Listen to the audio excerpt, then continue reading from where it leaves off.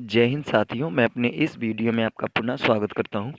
दोस्तों, आज की इस वीडियो में हम लोग बात करने वाले हैं जल विद्युत संयंत्र यानी हाइड्रो पावर प्लांट के बारे में बात करेंगे। देखिए, विद्युत संयंत्र का मतलब ये होता है, यानी पावर प्लांट का मतलब ये होता है कि ऐसा स्थान जहाँ पे बिजली का उत्पादन होता है उसको हम लोग उसको हम लोग विद्युत संयंत्र कहते हैं।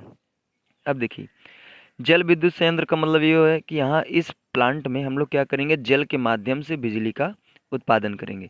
तो जल विद्युत संयंत्र में क्या होता है, इसमें जल जल की गतिज ऊर्जा के कारण हम लोग विद्युत ऊर्जा की उत्पत्ति करते हैं। देखिए, गतिज ऊर्जा का मतलब ये है कि जब जल क्या करते हैं, गति करते हैं, तो उनमें होती है गतिज ऊर्जा, और इसी गतिज ऊर्जा के कारण ही हम लोग यहाँ पे बिजली का उत्पादन करने वाले हैं। तो आइए पहले इसमें हम जो जल विद्युत संयंत्र है इसमें कंस्ट्रक्शन की बात कर लेते हैं। इसमें क्या क्या होता है। तो पहली बात तो यहाँ पे इसमें एक बांध बनाया जाता है, यानी एक जलाशय बनाया जाता है जहाँ पे हम लोग जल को स्टोर करके रख लेते हैं। उसके बाद इसमें एक होता है टरबाइन। ये टरबाइन ये मतलब एक गोल मतलब वृत्ताकार चक्का की तरह होता है। इसमें बहुत सारी बड़ी बड़ी ब्लेटें लगी होती हैं, और ये टरबाइन डायरेक्टली कनेक्ट रहता है जनरेटर से। और देखिए, जनरेटर के बाद यहाँ पे एक होता है ट्रांसफार्मर। ट्रांसफार्मर का काम होता है कि जो जनरेटर से बिजली बनी है उसको हाई वोल्टेज में परिवर्तित करना। फिर ये ट्रांसफार्मर क्या करेगा, जो हाई वोल्टेज में ट्रांसफ़र किया बिजली को, इसको पुनः ट्रांसमिशन लाइन पर भेजने का काम करेगा। फिर ये ट्रांसमिशन लाइन क्या करेगी, इसको ग्रामीण, नगरीय क्षेत्र, शहरी क्षेत्रों में इसको भेजने का काम करेगा।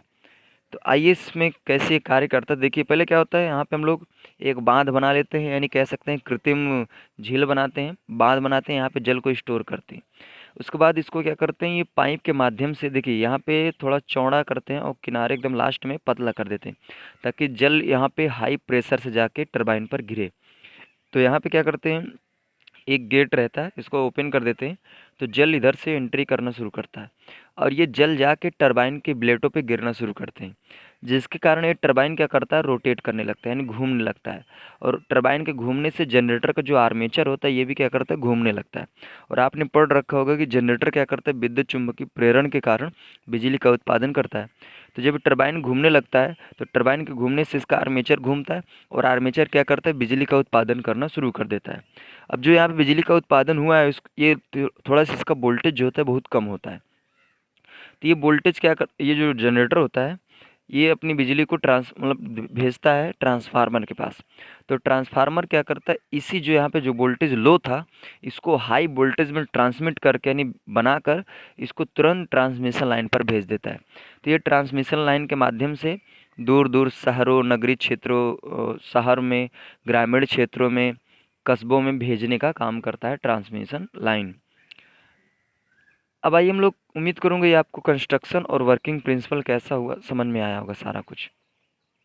अब हम बात करते हैं इसके हाइड्रो पावर प्लांट के लाभ के बारे में। देखिए, पहला लाभ ये है कि इससे वातावरण प्रदूषित नहीं होता है। जाहिर सी बात है, इससे कोई वातावरण प्रदूषित नहीं होगा। लेकिन थर्मल पावर प्लांट में क्या होता था कि कोयले का दहन करते थे, जिसके कारण वायुमंडल हमारा दूषित होता था। तो जल विद्युत संयंत्र यानी हाइड्रो पावर प्लांट में एक यही बड़ी खासियत है कि इससे वातावरण दूषित नहीं होता है।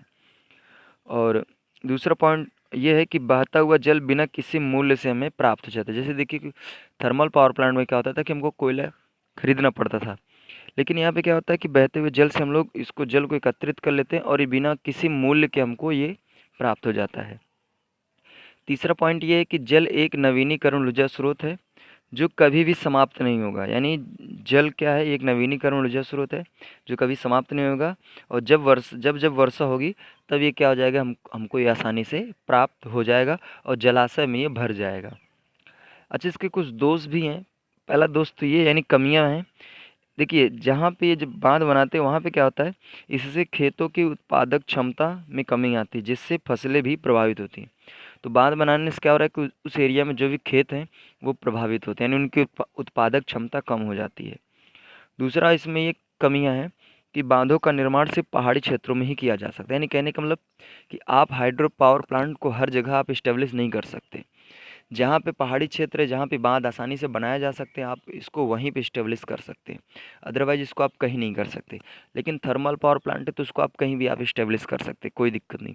लेकिन हाइड्रो पावर प्लांट में यही एक कमी है कि आप इसको सिर्फ पहाड़ी क्षेत्रों में ही इस्टेब्लिश कर सकते हैं। तो उम्मीद करूँगा दोस्तों आज के इस वीडियो में आपको ये समझ में आ गया होगा कि हाइड्रो पावर प्लांट क्या है और ये कैसे कार्य करता है और इसके क्या लाभ हैं और इसकी क्या कमियां हैं। तो दोस्तों अब दीजिए इजाज़त, इसी तरह मिलेंगे अगले वीडियो में। तब तक के लिए जय हिंद, वंदे मातरम।